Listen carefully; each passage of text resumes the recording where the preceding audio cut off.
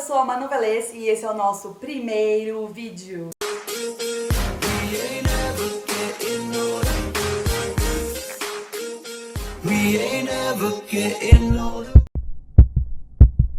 Bom, antes de mais nada, eu quero me apresentar pra vocês. Meu nome é Emanuela Velez, eu tenho 27 anos, sou mãe do Davi, de 3 anos, e esposa do Danilo há quase 4 anos. Eu sou fotógrafa de recém-nascidos, crianças, gestantes, famílias. Isso faz eu ter um contato constante com mães e eu vi histórias incríveis de mães da vida real que eu tenho vontade de gritar pra todo mundo.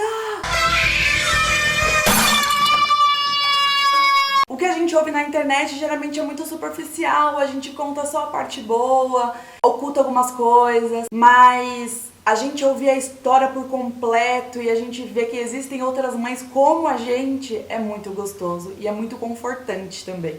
Algumas dessas mães já me perguntaram por que não de um blog ou de um canal no YouTube. Eu nunca tive vontade de ter blog, sempre tive vontade de ter um canal no YouTube. Eu sempre deixei pra depois. Até hoje não fiz. Talvez, assim, no meu subconsciente eu já tivesse um canal no YouTube, porque às vezes quando acontece alguma coisa eu penso, esse seria um ótimo assunto pro canal. Mas tipo assim, que canal, queridinha? Não tinha canal nenhum, mas agora a gente já tem um canal. Então aqui a gente vai poder conversar sobre algumas coisas que não são ditas na internet. Quando eu engravidei, lá em 2013, eu não era casada com o Danilo. A gente namorava, na verdade nós éramos noivos há um pouco mais de um ano. Só que a gente tinha um relacionamento um pouco conturbado. Então a gente terminava no mínimo uma vez por mês. E um desses términos durou um pouco mais tempo. E quando a gente voltou, simplesmente esqueci que eu tinha parado de tomar o remédio. E não voltei a tomar. Não, você é burro, cara, que loucura. E aí quando eu me toquei, eu pensei, qual foi a última vez que eu menstruei? Isso era dia 26, era pra eu ter menstruado no dia 11. Alguma coisa ali tinha de errado, né? Então eu comprei um teste de farmácia pra fazer no dia seguinte. No dia seguinte eu acordei, tinha até esquecido desse teste que eu tinha comprado. Fiz o teste, apareceu a primeira listra, eu tava tranquila. Quando apareceu a segunda listra, parecia que tinha aberto um buraco assim e eu tava caindo em queda livre sem parar.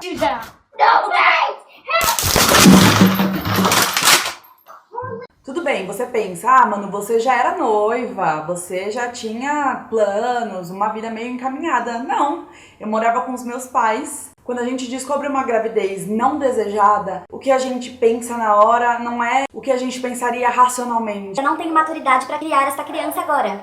Ou então, Caramba, a educação tá tão cara nesse país. a gente não pensa nada disso. O medo é falar pra mãe e pro pai. Tudo bem, a gente pode ter 30 anos ou mais, mas a gente morar na casa do pai e da mãe dá uma sensaçãozinha assim, sabe? De adolescente engravidando, sabe? E eu acho que foi isso que eu senti naquele momento. Porque os meus pais são extremamente conservadores e eles não iam aceitar tão fácil essa notícia.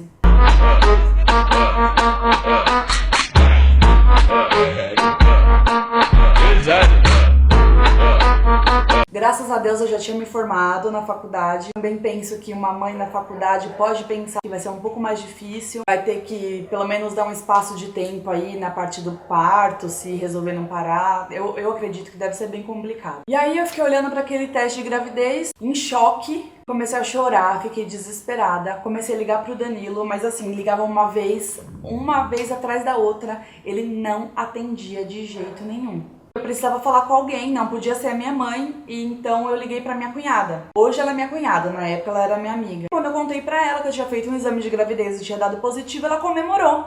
Ela começou a gritar como se fosse a notícia do ano. Peraí, você tá comemorando o quê, querida? Não tem nada pra comemorar aqui. Mas logo em seguida eu liguei pro Danilo e ele me atendeu. Eu falei, Essa é a ligação mais importante que eu já fiz na minha vida. e aí ele falou, Você tá grávida. Ele falou, já sabia. Enquanto eu tomava banho, eu tava orando. E Deus falou no meu coração. Vocês têm noção que ele falou isso pra mim? Fiquei chocada na hora. Ele nem sabia que eu não tava tomando remédio. Fui trabalhar, cheguei no trabalho, contei pra minha gerente na época. Ela falou, vai pro hospital e faz um teste de sangue, porque teste de farmácia não é 100%. E aí fui com essa minha cunhada. Fui pro São Luís, aqui em São Paulo. Cheguei lá, o exame ficava pronto em 1 hora. Ok, passei na médica, falei, olha, eu fiz um exame de gravidez de farmácia, deu positivo. Então eu quero fazer um exame de sangue para saber se é isso mesmo ou não. E aí a médica me deu parabéns. Pensa a minha cara olhando pra ela, me dando parabéns. Sendo que no fundo eu tinha esperanças que fosse negativo, sabe? E aí ela me deu parabéns, eu fiquei... Não, mas foi só um exame de farmácia. Foi só um teste de farmácia, não foi um exame ainda. Não, mas quando o exame de farmácia dá positivo, geralmente é positivo mesmo. Tá.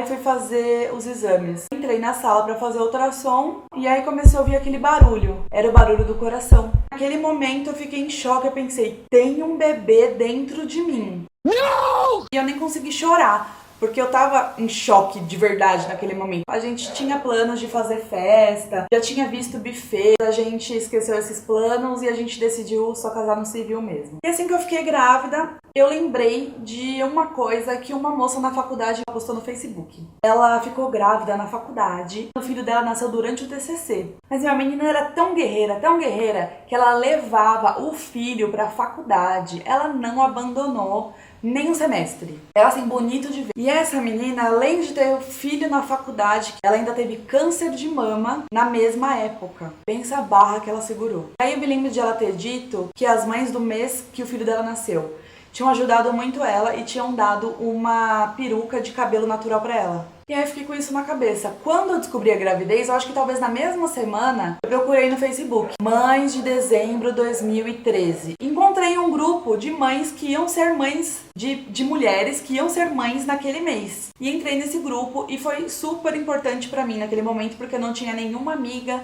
mãe, nenhuma amiga grávida, eu não tinha com quem trocar figurinhas naquele momento, tirar minhas dúvidas, ver que estavam passando pelas mesmas situações que eu. Realmente foi importante. Se você ainda não é mãe, quando você for, você vai saber que de repente você entra num submundo que você assim desconhecia. Sua vida é normal, você tá lá vivendo. De repente você entra em 500 grupos de mães, você esquece as promoções de cerveja, você passa a ver as promoções de fralda. Você começa a ouvir um monte de assunto que você... Gente do céu! Como assim? Calma, deixa eu digerir tudo isso. É muita informação ao mesmo tempo, sabe? Você fica um pouco desesperado. Falta 4 meses, falta 3 meses, falta 2 meses. E aí? Nada, eu não sei dar um banho, pelo amor de Deus! Era o meu medo. Eu nunca tinha tido contato com um bebê recém-nascido. Então eu pensava, na hora de dar banho, eu vou matar essa criança. Eu vou morrer! Vai. Um dia vai. Pelo amor de Deus, eu fui dar banho no Davi pela primeira vez, ele tinha 3 meses. Graças ao bom Deus, eu tinha minha mãe pra me ajudar. E ela me ajudou pra caramba, porque olha, se não fosse ela, teria sido muito difícil, assim. Eu entrei em outros grupos de mães. Um desses grupos até é um grupo grande. E eu comecei a analisar melhor o que estava sendo dito, como as coisas são ditas. E eu comecei a perceber que eu estava entre mães perfeitas. Mães que não erram, mães que apontam o dedo na cara da outra para falar, não acredito que você está fazendo isso. Mães que não têm tolerância nenhuma. Gente, a gente vive num mundo tão intolerante, eu não preciso dar exemplos, vocês sabem do que eu tô falando. Vocês já devem ter passado por situações de intolerância ou ter visto situações de intolerância. É inadmissível, sabe? Eu acho que se uma mãe expõe um problema, expõe uma situação pedindo ajuda, tudo que ela menos precisa é de um dedo apontado na cara dela ou de uma pedra jogada na cabeça dela, sabe? E eu acho que é isso que acontece muitas vezes. Eu não vou generalizar. Eu mesma já recebi muita ajuda, não nesses grupos grandes, mas nesse grupo pequeno de mães, nesse grupo que é maior. Eu acompanho os posts, vejo assim que as mães que precisam falar, que erraram, ou fazer uma pergunta que é um pouco mais polêmica, elas fazem posts anônimos. Elas digitam o que elas gostariam de postar, mandam pra moderadora. Essa moderadora posta sem identificar a pessoa e as outras mães vão lá e comentam. Mesmo em posts anônimos, tem mãe que detona o que a outra mãe tá falando. Elas fazem isso pra se proteger. Eu acho, assim, super normal, porque ninguém quer ser apedrejado ali em público. Então elas acabam fazendo isso pra se proteger. Só que eu quero entender uma coisa. Que mãe é perfeita? Que mãe já nasce o filho e um manual junto, assim? Não existe isso. A gente faz, sabe, tanta coisa que depois a gente para pra pensar, Senhor, por que que eu fiz isso? Sabe, mas às vezes o instinto, sei lá se o nosso instinto é errado, se a gente é doida, sei lá o que acontece. Às vezes eu me pego berrando aqui dentro com o Davi, berrando. E aí depois do berro que vem a conversa. Eu sei que ninguém na internet vai ficar postando seus problemas, mas às vezes até acontece, né? Mas gera uns comentários. Tipo, a gente acaba postando assim o que faz a gente parecer o mais feliz, o mais realizado possível. Eu vou dar um exemplo meu mesmo. Foi o carnaval. Postei uma foto do Davi lá super feliz, dando risada. Eu, ele, a prima dele e a tia. Ele tava super dando risada na foto, uma foto fofa demais. O Davi odiou o carnaval. Ele, pra fazer aquela foto sorrindo, eu tive que fazer cócegas nele pra ele sorrir pra eu poder tirar foto. Pronto, falei. Eu falei que a gente ia pra uma festa de carnaval. Eu acho que na cabeça dele ficou uma festa, como se fosse uma festa de aniversário. Quando ele chegou e viu que não tinha brinquedo, ele ficou parado na porta assim, falou: Cadê os brinquedos? não tem brinquedo, Davi, a gente veio dançar, veio cantar. Aí ele falou: Eu não gosto de dançar, eu não gosto de carnaval, eu não vou entrar aí. ele começou a chorar, ele ficou muito bravo. Ele tava tão lindo, vestido de príncipe. Queria tirar uma foto fofa dele com a prima dele que tava vestida de princesa, ia ficar fofo. Ele não quis entrar por nada, ele chorou. Meio que eu obriguei ele a entrar na festa, fiz a cócega nele, tirei a foto e postei a foto. Só pra mostrar que ele tava bonito. Mas ele não tava feliz. Mas você que viu a foto pensou que ele tava. Mas não tava. A gente acaba vivendo um pouco de aparência. Só que eu acho que nesse mundo materno, a gente não pode se afundar tanto nisso. Porque a gente precisa ajudar outras mães a entenderem que a maternidade não é um conto de fadas. Eu me deparei nesses grupos maiores de mães, com um monte de mães perfeitas, um monte de mães intolerantes, um monte de mães: sou a senhora, amamento até os 2 anos, se você não amamenta, você é uma mãe pior que eu. Menos mãe. Eu fiz um parto natural na água. Você fez cesariana?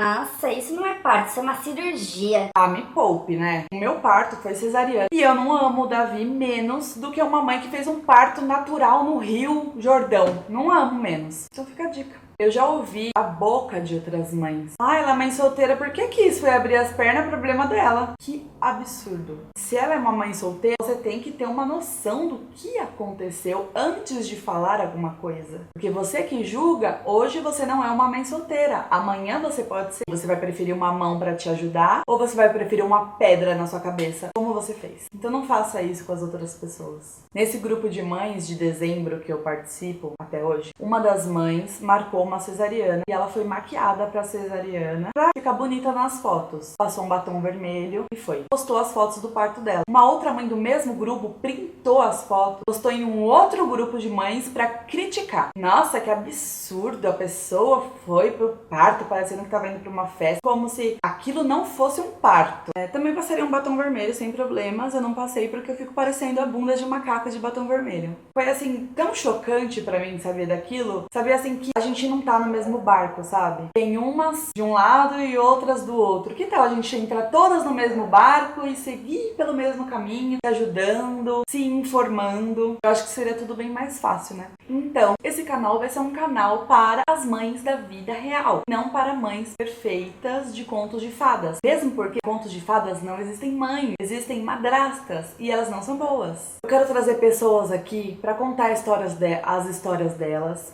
Eu quero que vocês entendam que existem outras mães passando pelos mesmos problemas que você. Existem mães passando por problemas piores que os seus. Existem mães precisando de ajuda. Existem mães querendo ajudar. E existem histórias muito legais pra ouvir e pra contar. Eu já tenho algumas entrevistas programadas, eu tô super ansiosa. Tenho certeza que vai ser muito legal. Eu quero tratar de assuntos sérios também. Assuntos que muitas vezes a maioria das mães geralmente tem vergonha de falar, mas gostariam de ouvir sobre. Eu quero tratar sobre esses assuntos da maneira mais leve, mais bem-humorada possível. Eu tenho certeza que vai ser super legal pra todas nós. Então é isso. Um beijo no próximo vídeo. Um beijo no Core.